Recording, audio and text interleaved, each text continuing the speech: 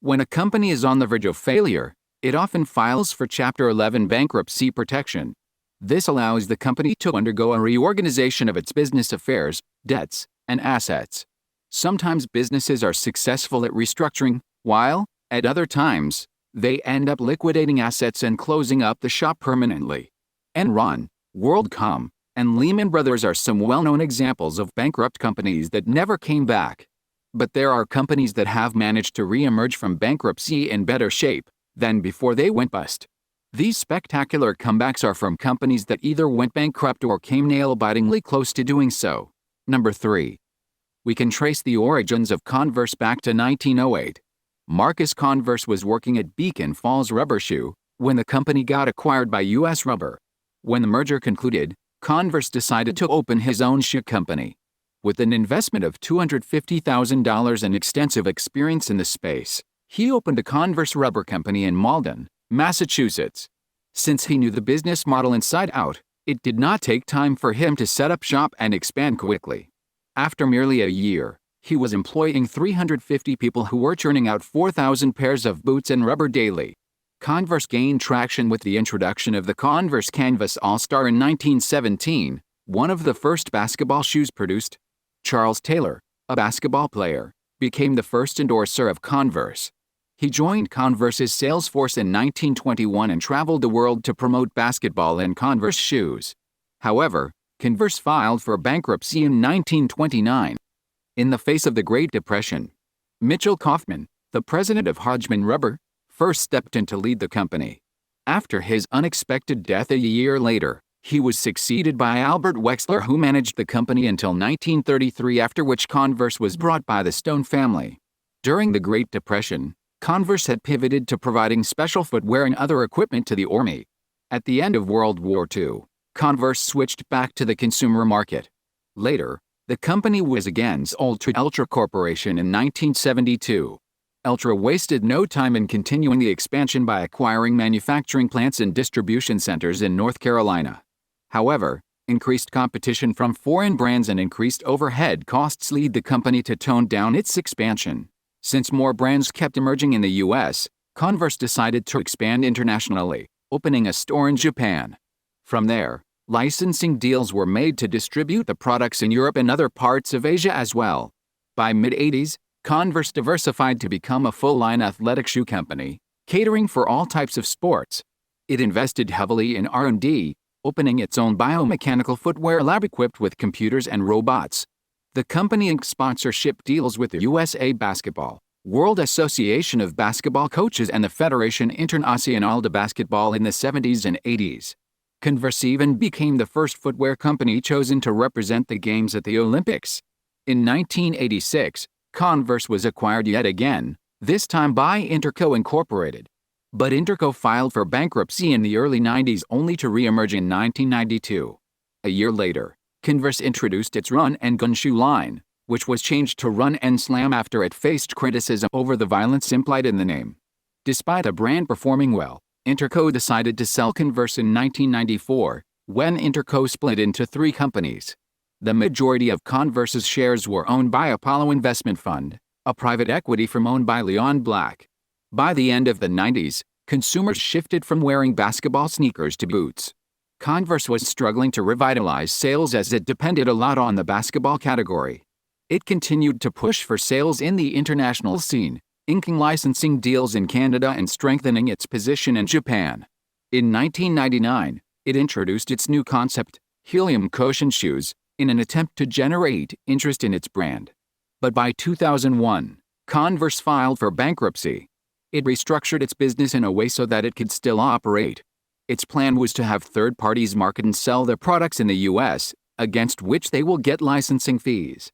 Analysts believe that Converse was over-specializing their footwear to sports. Other brands such as Nike marketed their running shoes for the general population. Finally, in 2003, a deal happened which changed the entire fate of the company. Nike bought Converse and made a behemoth out of it. At the time of acquisition, Converse's revenue was $205 million. Today, it rakes in close to $2 billion. Nike obviously had the financial and human resources to rebuild Converse into a profitable business. Are you a fan of Converse? Did you know that it faced all of these troubles throughout its history? Would you be willing to try them now? Let us know in the comments what do you think about Converse. Number 2. Did you know Apple was on the verge of being bankrupt once? Apple Incorporated is one of the most successful technology companies in the world. When you talk about Apple, the first person that comes to people's mind is Steve Jobs, who founded the company in 1976 alongside Steve Wozniak and Ronald Wayne. Apple became the first company in the world to touch the $1 trillion market value. Apple has been able to maintain its leadership in the market through continuous innovation and its world-class products. The downfall began when Steve Jobs left Apple, or was ousted from the company as he claimed, in 1985. Steve Jobs claimed that he was fired by John Sculley, then Apple's CEO, over a disagreement regarding how to save the company during a period of poor sales. Anyways, after Jobs' exit, Apple went through serious problems like poor sales, management issues, etc., especially in 1995 to 1996. In 1997, Steve Jobs was brought back to revive the company. Steve Jobs himself said in 88 conference in 2010 that Apple was just 90 days away from being bankrupt in the early days, and it was much worse than it thought it was when I went back initially. He also said that he was surprised that some of the most talented people were still in the company at that time, because looking at how bad the situation was, he believed these people would have left already. In Macworld Boston Conference 1997, Jobs revealed that Apple has made a deal with Microsoft. As part of that deal, Microsoft bought non-voting shares worth $150 million in Apple, which they promised not to sell for the next 3 years. This investment bailed out Apple from the financial crisis during that time. In 1997, Time magazine carried an exclusive story on Apple-Microsoft deal. The cover of the magazine quoted Jobs thanking Bill Gates for saving Apple. At that time when Microsoft stepped in, a lot of people were not on board with it, as they believed Jobs sold what he stood for just for some cash. In fact, in the Macworld Boston Conference when Jobs brought in Bill Gates via satellite downlink, the audience booed him. Jobs, however, said that what mattered at that time was bringing the company back to health.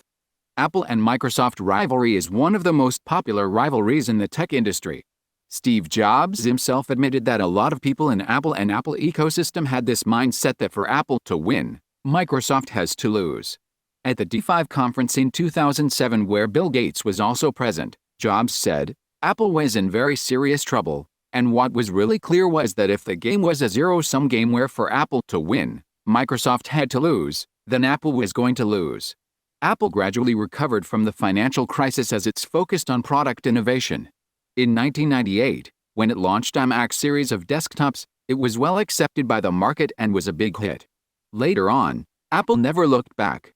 Apple not only surpassed Microsoft in market value, but it also became the first ever company to have a market value of $1 trillion. Number 1. Marvel Entertainment, which is perhaps worldwide sensation today, went bankrupt in the 1990s, putting the entire comic book industry in a huge tailspin. Just about every great comic book story has a darkest hour moment, a point in the tale where all seems lost. The heroes are on their knees, the city's a smoldering ruin, and the villains are closing in for the kill. For Marvel, its darkest hour came in the winter of 1996. A company that had grown in stature throughout the 60s, 70s, and 80s thanks to the often stunning art and storytelling in such comics as Fantastic Four and The Amazing Spider-Man, Marvel's financial success had reached a peak by the early 90s. But then a series of bursting financial bubbles and questionable business deals saw Marvel's stock value collapse. Shares once worth $35.75 each in 1993 had sunk to $2.375 3 years later. An ugly fight between a group of very rich investors followed, and for a while, the company's future seemed uncertain. This was way before the company got into the movie-making business, when it focused primarily on comic books. In 1996, Marvel was forced to file for Chapter 11 bankruptcy after the comic book industry started to collapse in the 90s. After tense legal battles and struggles to pay back creditors, the company was salvaged in 1997 and merged with Isaac Perlmutter's Toy Biz. The Israel-born toy manufacturer entrusted his business partner Avi Arad to help dig Marvel out of its slump. Arad wooed bankers and preached the value of Marvel's characters, according to the 2012 Slate article on the studio's rise. Marvel also auctioned off the film rights to some of its most prized characters. Spider-Man went to Sony, the Hulk went to Paramount, and 21st Century Fox bought the rights to Daredevil, the X-Men, and Fantastic Four. By that time, Marvel Studios no longer had the film rights to its most bankable characters. So a rotten company found a brilliant way to operate out of the licensing box in which it had placed itself, Crockett said. The company, with toy sales in its DNA, thought first, what character could sell the most toys? Mr. Perlmutter didn't expect to make much money off the movies, but he thought they'd make great advertisements for toys. Ben Fritz wrote in his book The Big Picture, The Fight for the Future of Movies, the question wasn't who the kids would want to watch on the big screen, but which action figure would they want to play with. The answer was Iron Man. Under Kevin Feige, a young producer promoted to Marvel's president of production in 2007, the company doubled down on its strategy. The following year, Paramount released Iron Man, the first in a series of blockbuster films from source material that few of them would find mainstream success. The success of Iron Man caught the eye of Disney, which bought Marvel for $4 billion in 2009. The acquisition gave Marvel the platform and the pocketbook to chase the audacious multi-superhero, multi-film crossover project that's coming to fruition with Avengers, Infinity War and its Avengers Endgame sequel. With Marvel venturing into Phase 4 and continues its production of movies and TV series, it is surprising to believe that Marvel filed for bankruptcy in 1996. Although, today, the company's properties are worth billions of dollars with millions of fans around the world, and it is now a subsidiary of Disney. Bankruptcy is often the end of a company, but it doesn't have to be. The three companies in the list above have re-emerged from being bankrupt to becoming highly profitable and successful. So, here's a key takeaway from this video. It is useful to note that bankruptcy is not always the end of the line for a company, and that through buying shares of companies as they emerge, investors may even profit from bankrupt companies. This video has been made for purely educational and entertainment purpose, and does not give any financial advice. If you want to see more videos like this to expand your knowledge, please make sure to like, share, and subscribe to our channel. See ya in the next video.